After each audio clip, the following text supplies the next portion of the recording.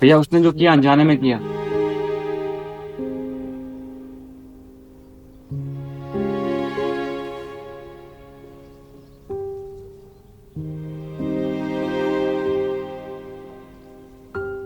थारे को बुखार है?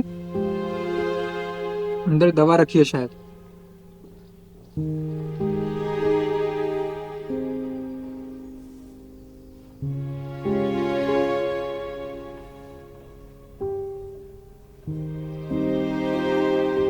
ये ले दवा ले ले।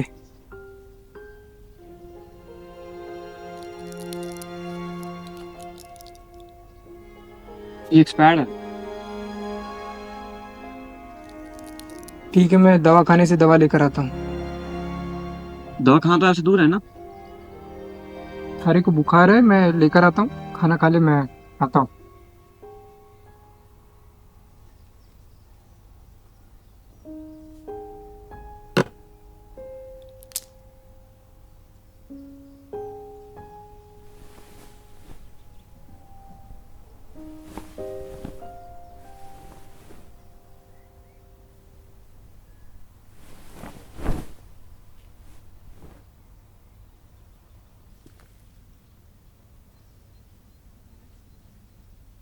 काका।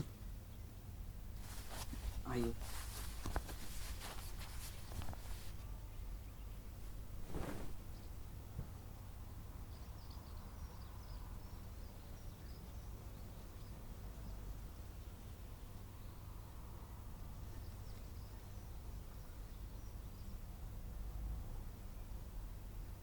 पानी।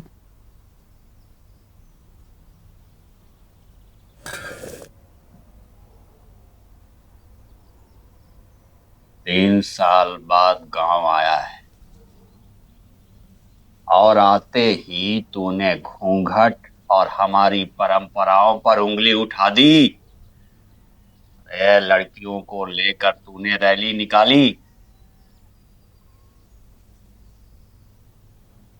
इसमें गलत क्या था? ये तो अच्छा काम था। अच्छा काम? अरे लोग क्या क्या बातें कर रहे हैं। तो शहर में रहकर अब गांव का ना रहा। तुम शहर के लोग बस दिखावे की जिंदगी जीते हो। काका शहर के लोग सही है या गांव के लोग, ये तो पता नहीं। पर इतना जरूर मालूम है कि कम से कम शहर के लोग अपनी जिंदगी, अपनी इच्छा, अपनी आजादी और इस बात की परवाह किए जीते हैं कि समाज क्या कहेगा। सारी ये समाज की बातें ना सुनने आया मैं। आरे को बता दूं कि अब से तो इस गांव में कुछ भी नहीं करेगा, और खास करके घूंघट को लेकर। समझा? पर मैंने जो किया इसमें गलत क्या था काका? गांव की लड़कियां खुद चाहती है कि वो ब्याह के बाद घूंघट ना करे, और वीरेंद्र भैया की लुगाई को भी जबरदस्ती घूंघट करना पड़ रहा है। उन सबको घूंघट करना पड़ेगा। क्यों? क्योंकि ये हमेशा से होता आ रहा है, और जब तक मैं हूं तब तक हमारे परिवार में ये होता रहेगा। समझा तू? जब औरतें खुद चाहती है कि वो घूंघट ना करे तो क्यों उन्हें मजबूर करना? क्यों? क्योंकि मैं नहीं चाहता कि उनका भी वो हाल हो जो थारी मां। माँ?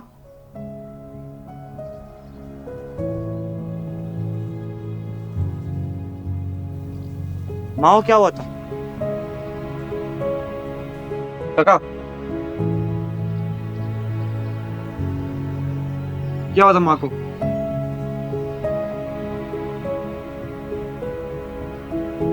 ऐसा क्या हुआ था? थारी मां भी अरे भाई की तरह ही दिन भर खेतों में काम करती थी,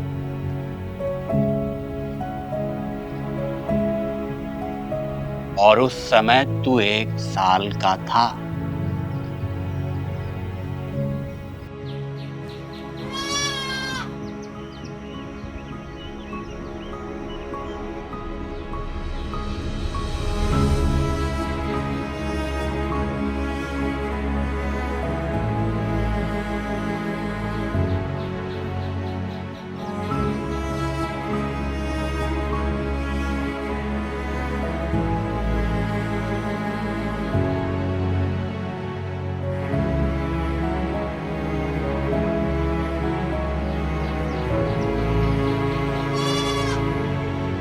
हमारे पिताजी खेतों में काम करने के साथ साथ मूर्ति के कारखाने में भी काम किया करते थे।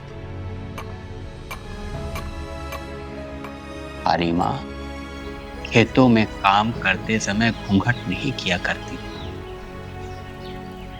गर्मी की वजह से कभी कभार सर पर पल्लू भी नहीं रखती थी। मगर खेतों में आते जाते लोगों को हमारी माँ का इस तरह काम करना उन्हें बिल्कुल भी अच्छा नहीं लगता था और इसीलिए वो थारे पिताजी को भला बुरा कहते थे।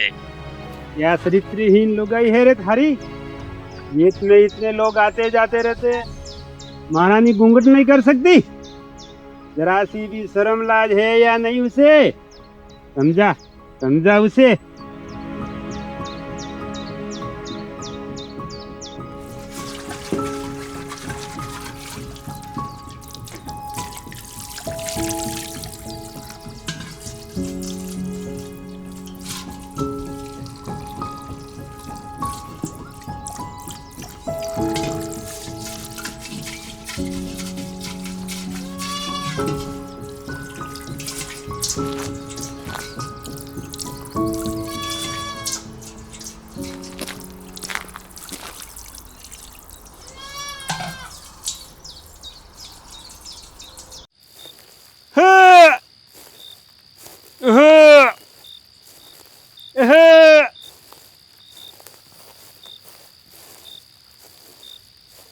रे विजय, अच्छा हुआ कि तुम आ गए। क्यों, थारे को कोई भूत वगैरह दिख गया क्या? नहीं नहीं, मैं घर जा रहा था। आजकल तो थारे को पता है, खेत में भेड़िए वगैरह बहुत आने लगे हैं। हाँ, मैं जरा घर जाके आ रहा हूँ, हमारे खेत का भी ध्यान रखना। ठीक है, थारे खेत का भी ध्यान रखेंगे।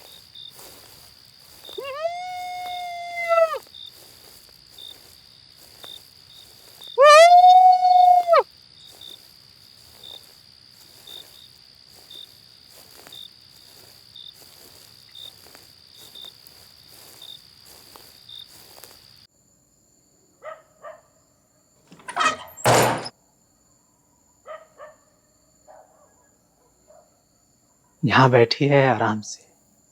आप शराब पी कर आए हो? आज सारे गांव में इतनी सी भी इज्जत ना रखी मारी तूने। आज थारी वजह से लोग मारे पे उंगली उठा रहे हैं। तुम्हारे से कौन सी गलती हो गई? बहुत शौक है ना थारे को खुला खुला घूमने का, अपना ये रूप दिखाने का। सारा ये शौक खत्म ही कर देता हूँ।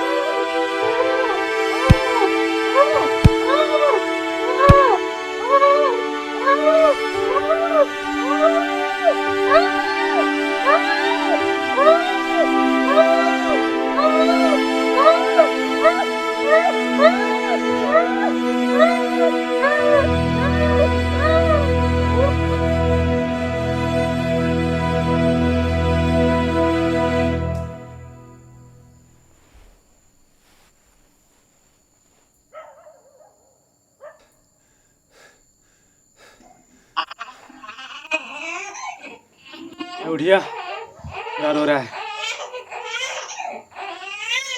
सुना नहीं, छोरा रो रहा है।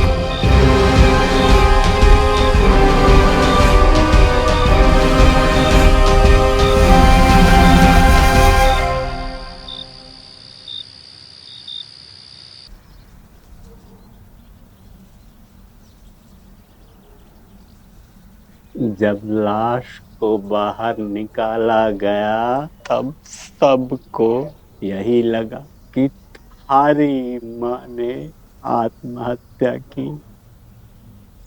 अरविंद को ये सब नहीं पता। उसे सिर्फ इतना पता है कि उसकी माँ ने आत्महत्या की।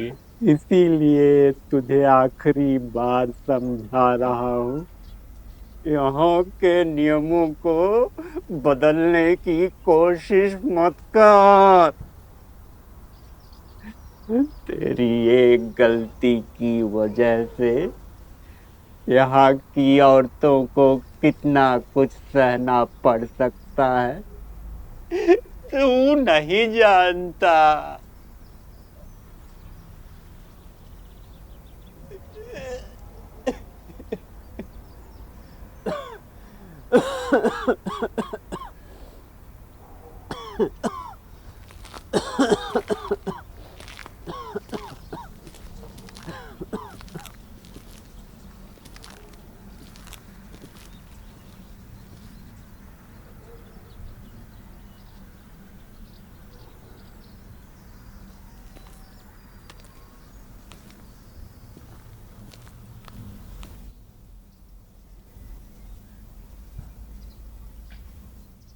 अमित,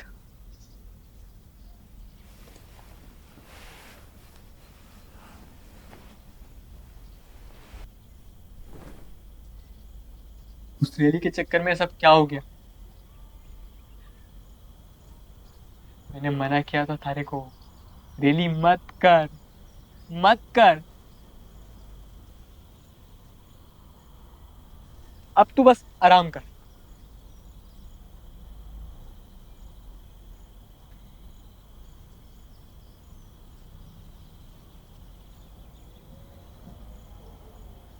हमारा एक आखिरी काम करेगा।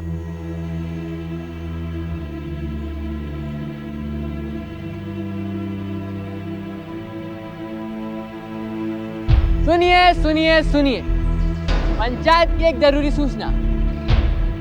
कल रात 8 बजे पंचायत के पास वाले पीपल के पेड़ के नीचे एक कार्यक्रम रखा गया, इसलिए आप सब लोग जरूर पधारें।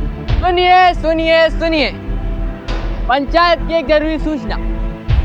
कल रात 8 बजे पंचायत के पास वाले पीपल के पेड़ के नीचे एक कार्यक्रम रखा गया। सुनिए सुनिए सुनिए, पंचायत की एक जरूरी सूचना। पंचायत के पास वाले पीपल के पेड़ के नीचे एक कार्यक्रम रखा गया, इसलिए आप सब लोग जरूर पधारें।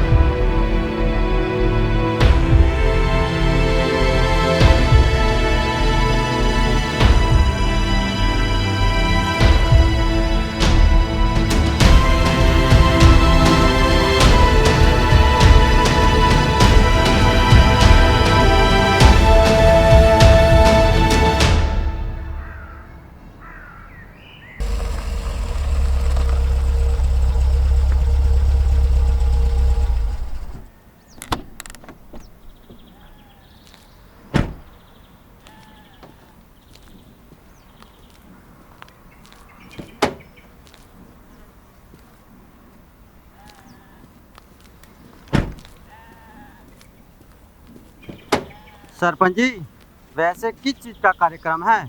कौन सा कार्यक्रम? वही जो पंचायत के पास वाले पीपल के पेड़ के नीचे है। तो जिसने रखा है उसको पूछ। मैंने सुना है कि पंचायत ने रखा है। पंचायत ने कोई कार्यक्रम नहीं रखा। सुनो, कितने बजे है कार्यक्रम? रात को 8 बजे।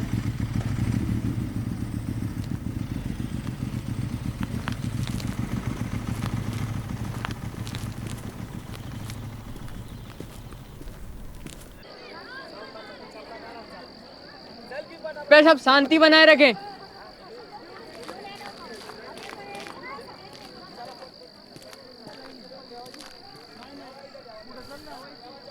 अब तो बता क्या करने वाला है?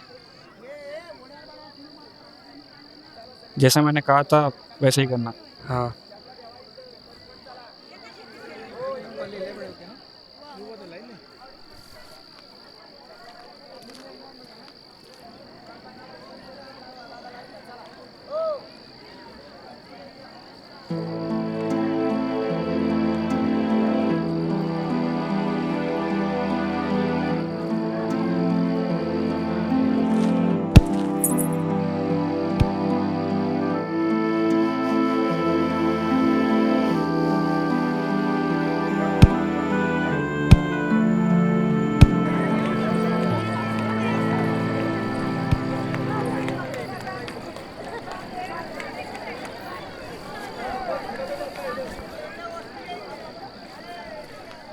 ये सब क्या दिखा रहे हो?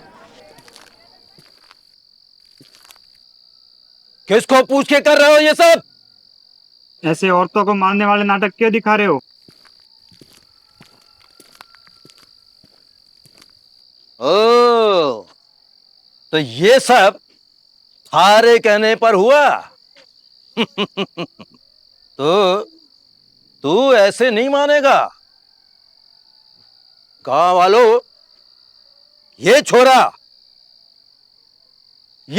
शहर से आया है, कहता है औरतों को घूंघट नहीं करवाना चाहिए, उन्हें आजादी देना चाहिए। अरे ये तो वही है जो रैली निकाल रहा था। तुम शहर वाले तो अपनी संस्कृति और परंपराओं को भूल गए। कम से कम हम गांव वालों को तो अपनी संस्कृति और परंपराओं का पालन करने दो।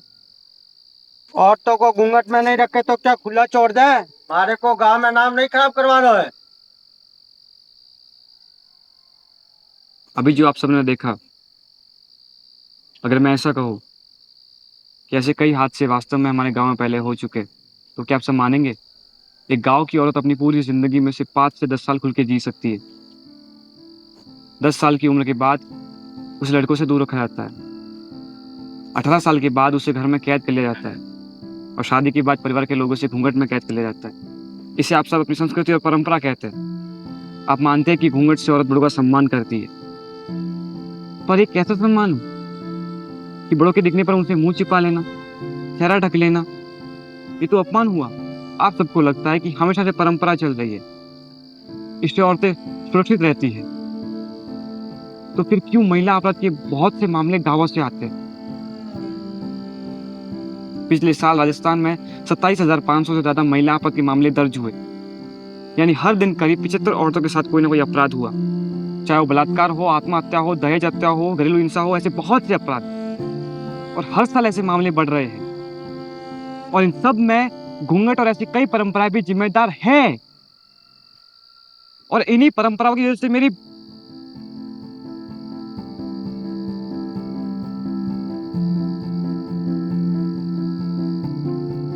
आखिरी बार विनती कर रहा हूं, ऐसी परंपराएं और प्रथाएं सही है या गलत, इससे फर्क नहीं पड़ता, पर अगर इनसे स्त्री के अस्तित्व को ठेस पहुंचे तो ऐसी प्रथाओं को समाज से उखाड़ कर फेंक देना ही सही कर्तव्य होगा।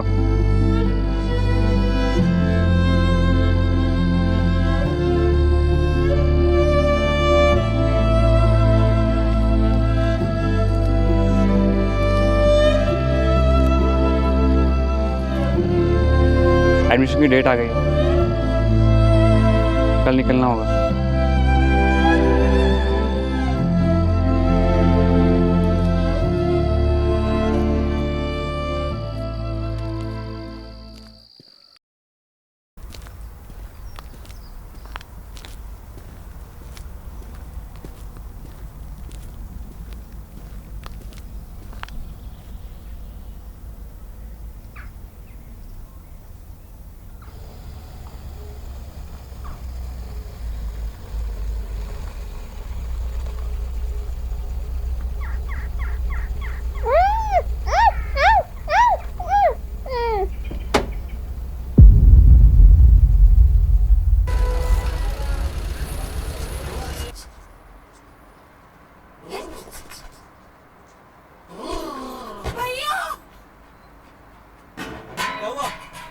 देखा मैंने उसको, मुझको देख के भाग गई।